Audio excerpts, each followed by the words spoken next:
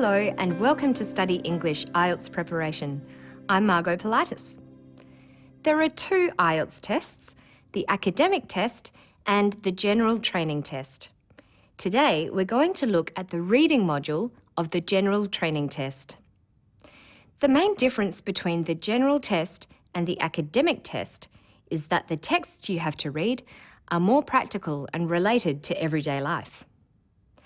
The general reading test is divided into 3 sections. Section 1 has up to 3 short texts that you are likely to come across, such as entertainment brochures, bus timetables, accommodation lists, and instructions. Section 2 has 2 passages that are work-related. For example, job descriptions and instructions for using facilities at work. Section 3 has 1 longer passage on a general topic, often a magazine article. Let's have a closer look at a typical short text that you would be asked about in Section 1.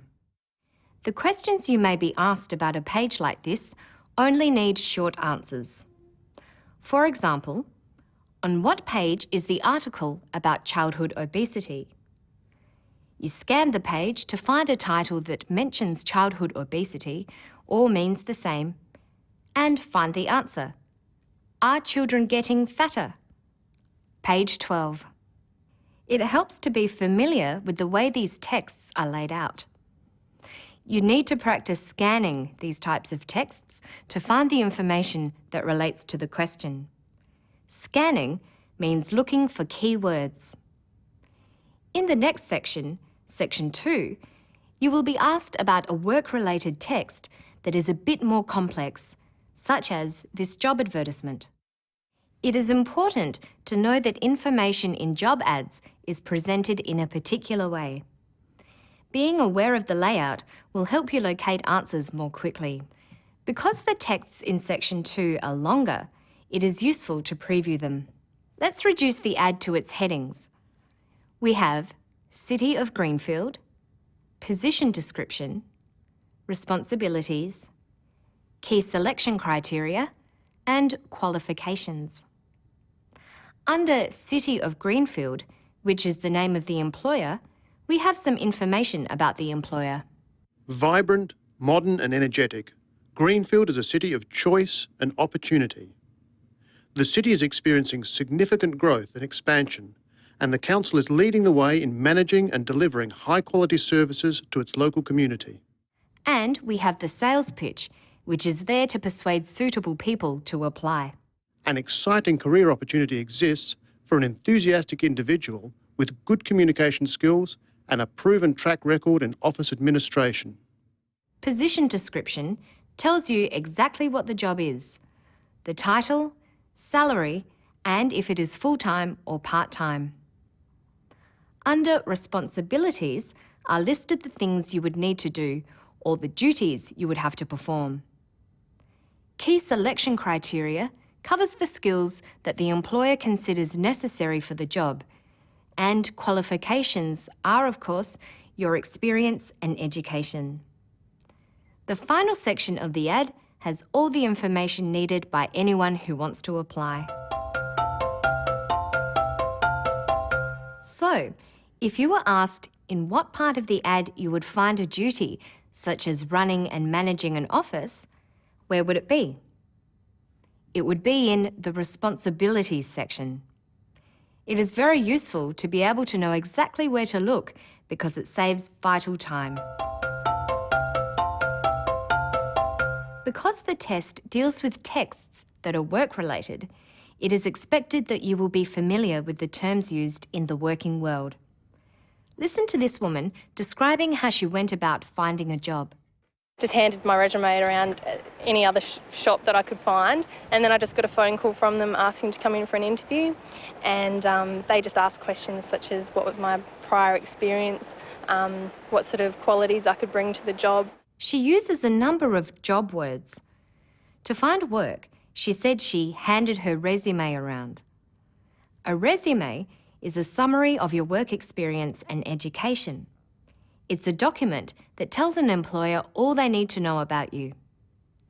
A resume is usually written out as a list with headings. A more formal term for this list is the Latin term curriculum vitae, which often gets shortened to CV in speech and writing. Now, what sort of experience was she asked about? And then I just got a phone call from them asking to come in for an interview, and they just asked questions such as what was my prior experience, what sort of qualities I could bring to the job. An interview is a formal discussion with the employer where they try to find out who is the best person for the job. She was asked about her prior experience, which means the work she's done before.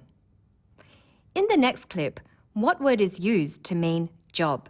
I've been working for Telstra virtually since I left school, so it's 37 years ago now.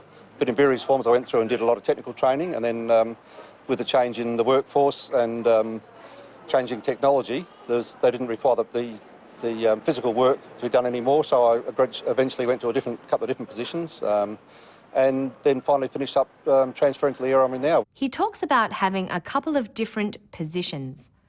Position is another word for job. He could also have said role.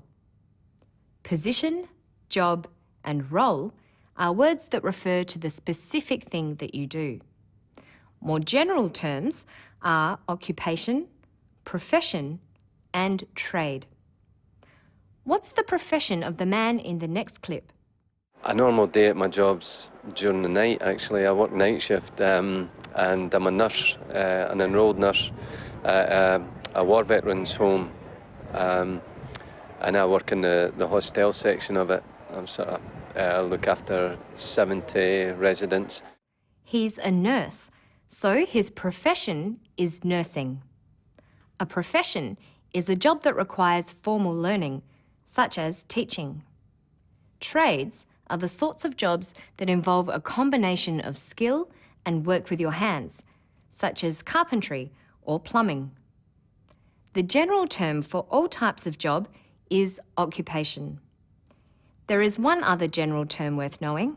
Listen out for it in this clip. Turning professional, I guess at my age of 19, is it's different. It's really cool, I guess. You know, lots of my school friends are still at uni and, you know, just still working on building their career, I guess. Career. Career refers to the work you do over a lifetime or to the work you do in a particular area. You will hear people talk about someone's sporting career or artistic career. To finish, let's listen to someone talking about the process of finding a job. I found an advertisement in the paper, went for it.